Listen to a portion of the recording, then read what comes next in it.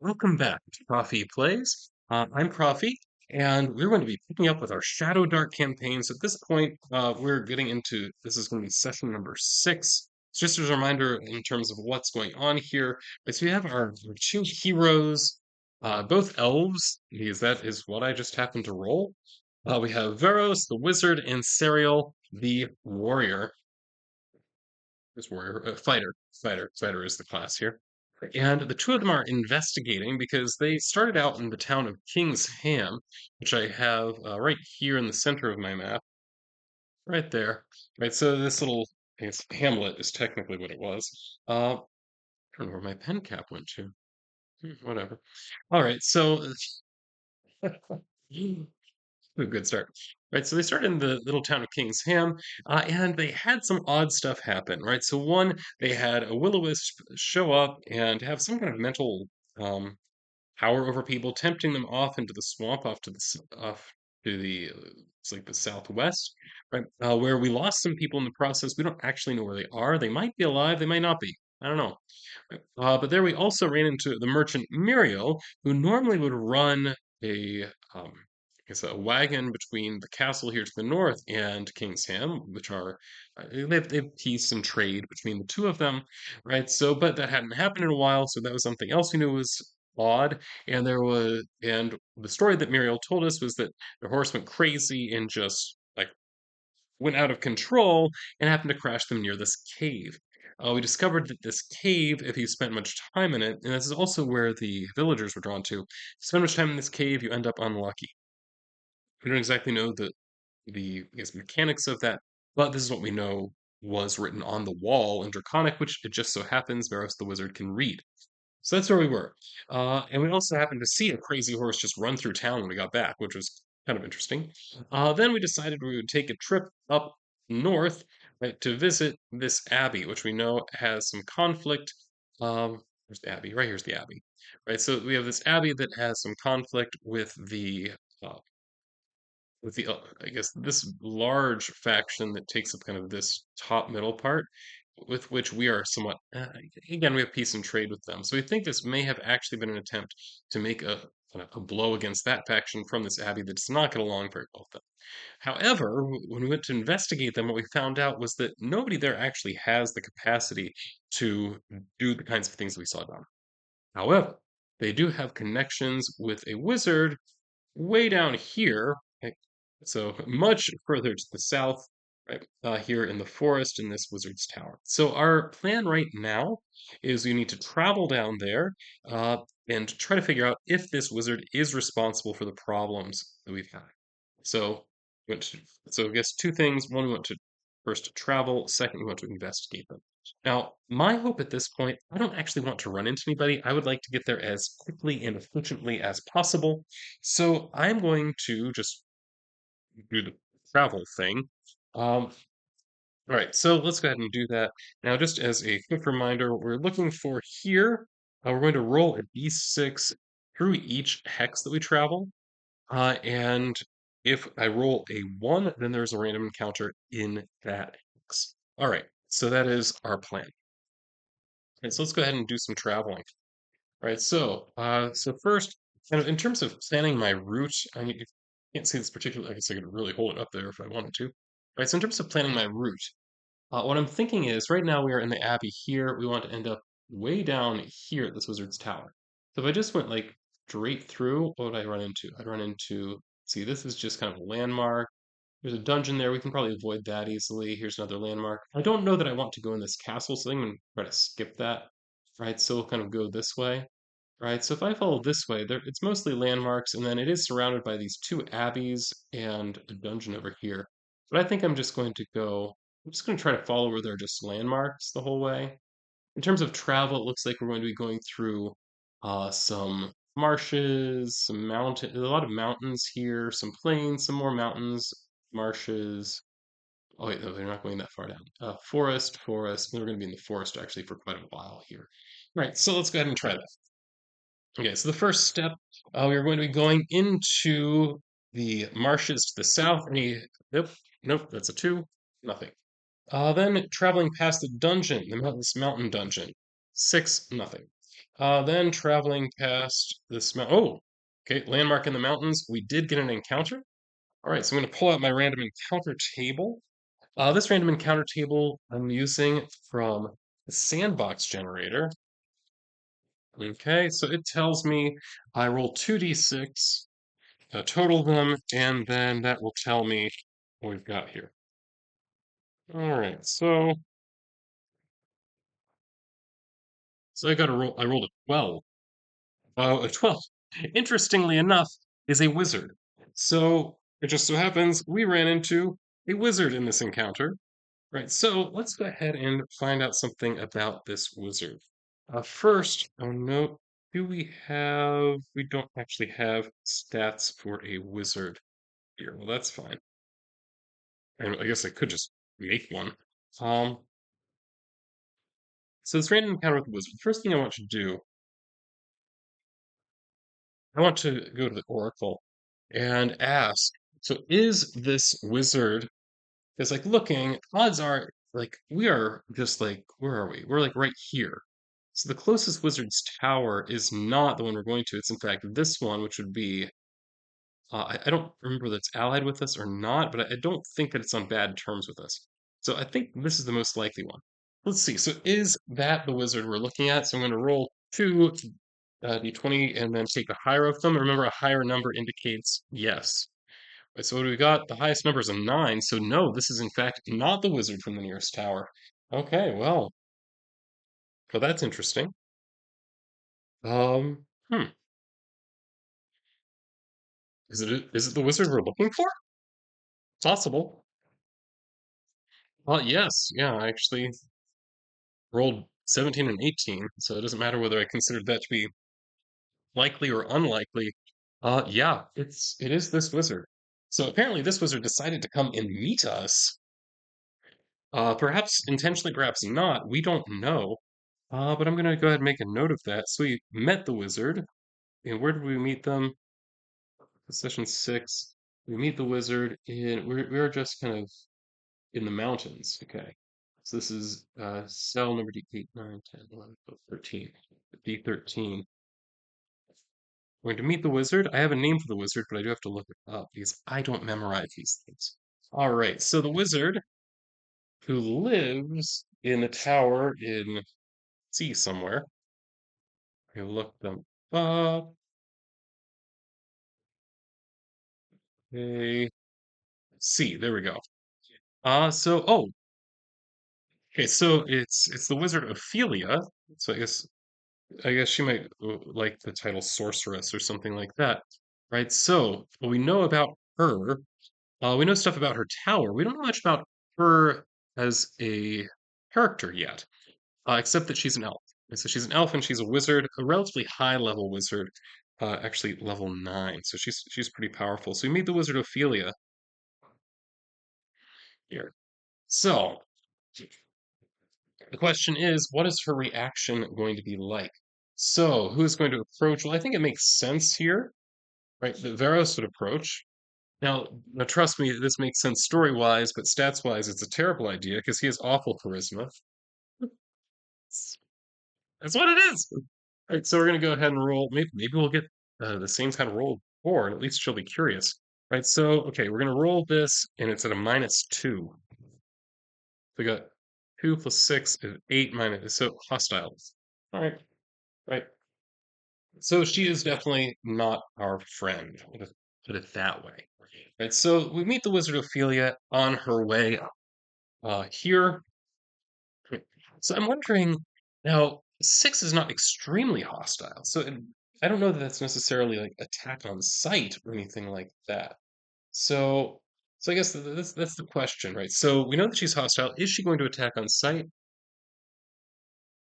12 is a yes, right? So, in fact, yes, she is going to attack us immediately, right? So I'm going to go ahead and pull out here. Just gonna, there you go. This is the Wizard Ophelia attacking our crew. Now, we know, we immediately are very, very sure we are outrageously outclassed here, by the way, because she's a level 9 wizard. We are a level 1 fighter and a level 1 wizard. we've got problems. Okay, so yeah, we're gonna have issues here. Right, so all right, let's go ahead and roll then for initiative. Right, so her initiative, I'm just gonna roll a straight d20 for her. Our initiative is on a one. Oh, excellent, excellent. And then our initiative, well, it's gonna be better than that. Well, we rolled a one, but we do, in fact, using our best dex. And somebody has a dex. Oh, yes, yes, yes. Sariel, our fighter, does have a dex score of +1. So we're both very sluggish to respond to the other, but we do get the first move. And I think our first move is to get out of there as quickly as we possibly can. Right? Right. So, or is it? That is the most. I think it seems clear to us. She is hostile. She is intending to attack us. If she does so, we are in serious trouble. Like very serious trouble. So do we just want to hightail it? I think we may just want to hightail it, to be perfectly honest. I think that's the best thing for us to do. Unfortunately, the problem is we want to know whether she's the one that did this stuff. And running away from her is not necessarily the best way to do that. We're gonna have to do another way though, because honestly, a face-to-face confrontation is gonna be deadly at this point. And that's just the reality. All right, so we're just gonna try to run away as best we can. Right, so I don't know that there are any actually like specific rules for escape. I mean, I will double check here, but I don't know that because remember, I'm just working out the quick start. Stealth and surprise, there are rules for. So there are rules for like hiding and sneaking and that kind of stuff. But I don't know that there are actually rules for running away. Right, so we determined surprise, so we didn't actually think much about that. Uh, and then initiative we did, and that's that. Right, so I think we're just gonna try to dash. Just try to get out of there as quickly as we can. So the question then is, what is she going to do? Well, I guess first question is, we noticed each other. Now, are we within the range of one of her spells? So I think that's a reasonable question. The kinds of spells that she might have, I'm just looking. What is it that might have a reasonably far range? So things like Acid Arrow, she reasonably would have that one. I'm just flipping through to look. Um, So the question is, would she do that? Magic Missile is another one that clearly she would have available. Invisibility, although interestingly, she wasn't traveling invisibly. Um, Web. Ooh. Oh, wow. I think that is what she's going to do. Yep. Oh, okay. Yeah, I think she's going to use web. All right. So here's what web does. So in casting a spell, just a quick reminder. So you would make a spell casting check by adding 1d20 plus the intelligence modifier. Um, Not that levels added in here, but okay, apparently not. All right. So her intelligence modifier, I assume, is going to be something like, you know, 2 or something like that. So I'm just kind of improvising here, which is fine. Right. So let's go ahead and roll it. This is a level 2 spell, which means it's going to be a DC of 12. 10 plus 2 is a 12. This does actually work. So we're now caught in a web. And so for stuck in a web, we can't move. We have to succeed on a strength check versus the spell casting check. So we need a strength check of 12 in order to free ourselves, and that's for 5 rounds. Okay. All right. So this was not at all how I was expecting this session. Oh, but that's why you do this, right? Because it's the unexpected that makes it interesting. Okay, so we are now caught in a web, which means she's probably not planning to kill us immediately. I don't know why she's hostile to us right now. Right? So we're caught in a web. Are we going to try to break free? I mean, sensibly that is what we would want to try to do. Right, so let's go ahead and see if we can break free. So we'll go strength. Muriel, I'm sorry, not Muriel. Sariel is fairly good at that. Varos is not. So Varos rolls a 13, right? So Varos manages to break free, and not Sariel. Sariel does not. Right? So surprisingly, the wizard manages to break himself free, while at the same time, Sariel is struggling against it and is still just caught in this web for a few more rounds. Meanwhile, we have Muriel is going to come up close, right? And I think is going to cast Sleep, right? On can we do both of them? Yeah, yeah. So she's going to try to put both of them to sleep now because that was effective so far. So she needs an 11 to do this. 6, 8 fails. So she is right here. We have uh Veros is out.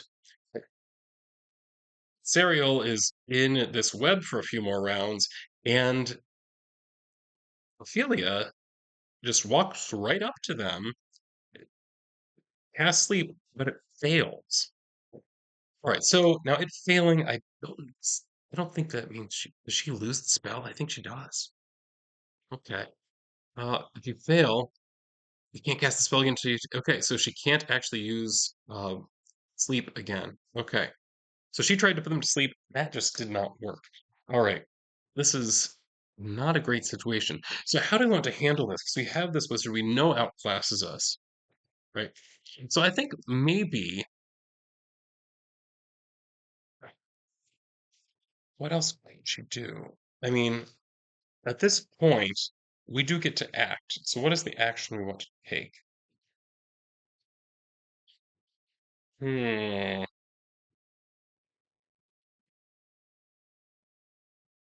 All right. So what kind of stuff do you have, Varos, that could possibly make this not quite so bad?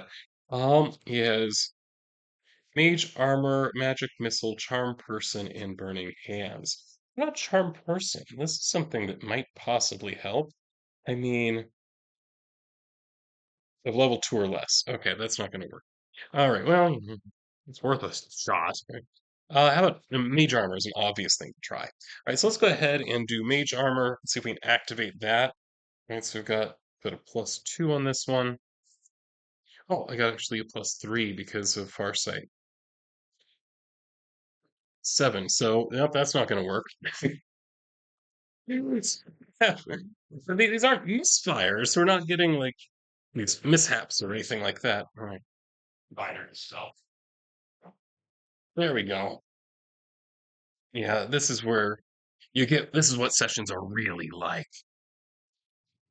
Things falling all over the place, right? And our spellcasters are trying to cast spells and just utterly failing. Meanwhile, we have Cyril gets his move. He does in fact break free, right? For this one, I think it makes sense, right? Ophelia is going to call a halt to this and say, "Stop." Okay. Now, she's not casting any spells at the moment, but maybe we should all talk about this. Right, so I think that at this point, right, the question that I want to have answered is why is Ophelia out here? Right. So I think we're going to ask that. So I guess first we're wondering, so who are you? And I think that she's actually going to be willing just to say it. I'm the Wizard Ophelia. I live to the southwest of here in my tower. And who are you? And we are rather no-name adventurers, the Wizard of Varos, and the wizard and the fighter, formerly sailor, Sariel. Okay. So the question is, so why is it that you were attacking? Why are you out here so far, right, from your tower? Because that is, as far as we know, a rather unusual thing for a wizard of your stature, right, to leave your important work. Let's, try to butter her up a little bit. All right, so let's see actually what the prompt says. It also gave me time to try to find the right table. So 61. Why is she out here? 61. Gather. Okay, well, that's fair enough. Gather 44. Chaos. Gather chaos. Well, that's interesting, right? So, I mean, to me, it makes sense then that she's looking for various ingredients or whatever that she's going to need, right, for her magic. Okay, that makes sense, right? That there are various material components that are necessary, right, for some rituals that she is working on, that kind of thing, right? So I think that that is what she's going to say. Now, it is interesting that she's out here and not her apprentice. For some reason, she did not send her apprentice out to do this job. Why? No. Right. So which is, no, I'm here to gather materials. I saw you looking rather aggressive, we'll say. Which, I mean, Sariel is carrying around a great sword. Makes sense she'd be kind of on her guard. Right, so at this point, I don't think we need to reveal what it is that we are doing out here. Except she is, I think, going to ask, so what about you? Right, what are you doing out here? Now, at this point, I don't know that she's actually going to be very patient with waiting for us to answer. Because the way that I'm running her right now is basically I only have a list of tier 1 and tier 2 spells. I'm assuming that she basically has access to all of them as far as that goes. And she has therefore the ability to detect thoughts since we're all near each other. So you can peer into the mind of one creature that you can see within the spell's range. Each round you learn the target's immediate thoughts.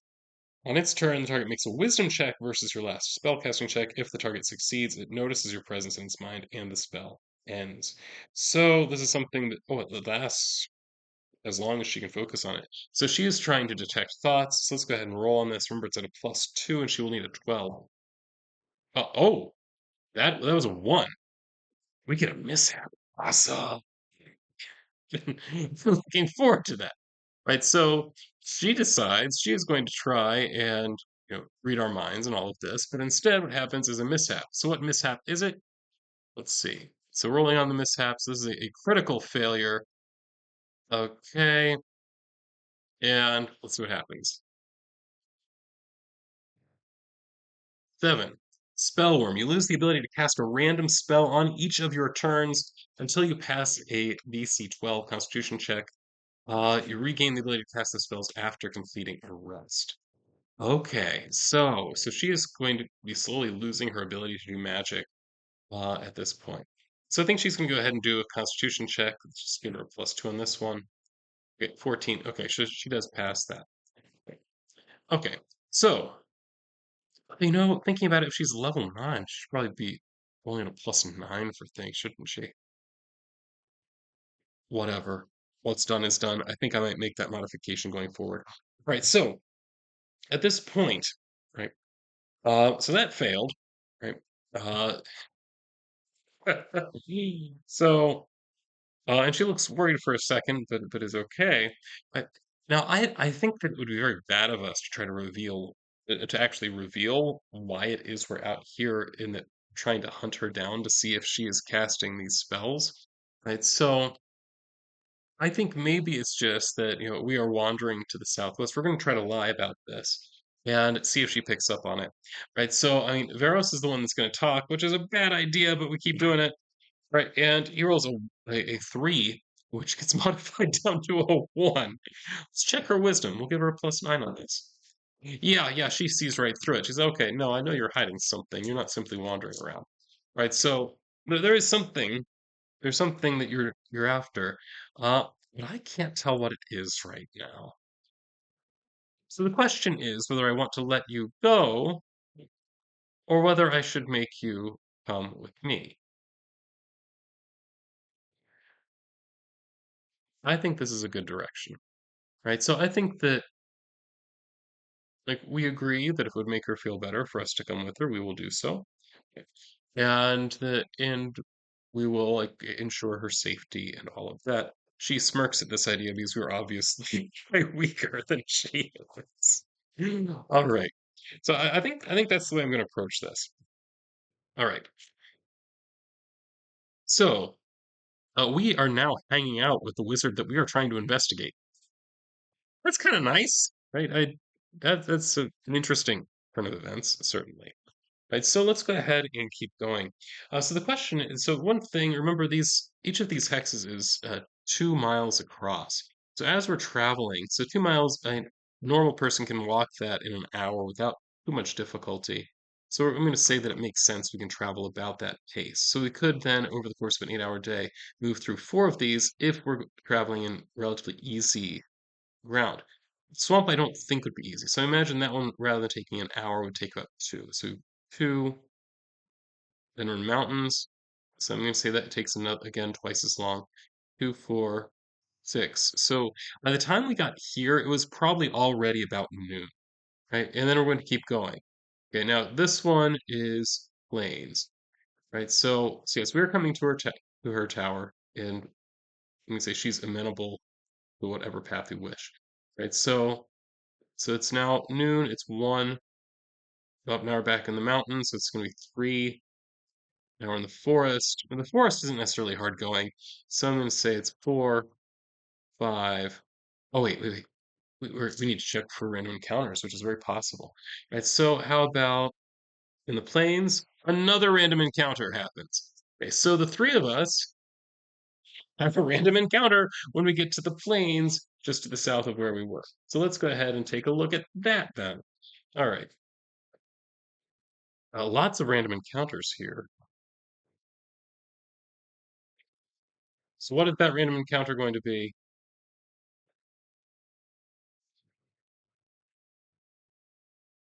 6. It's faction based, right? So the question is, what faction is active in that area? So when we look, we're currently in, I believe, I'm just going to double check my maps. So we are in this square, this square, right? So it is the faction, so it is just one faction. It's the faction connected with this castle right here. All right, so it is that castle. So I'm going to save that for next time because I need to detail some things about that castle first. So we are wandering right through this area, and we happen to come across some people from that castle. Who are they? What do they want? How will they respond to the three of us being here? Well, that's next time on Profi Plays Shadowdark. As for now, Profi, signing off.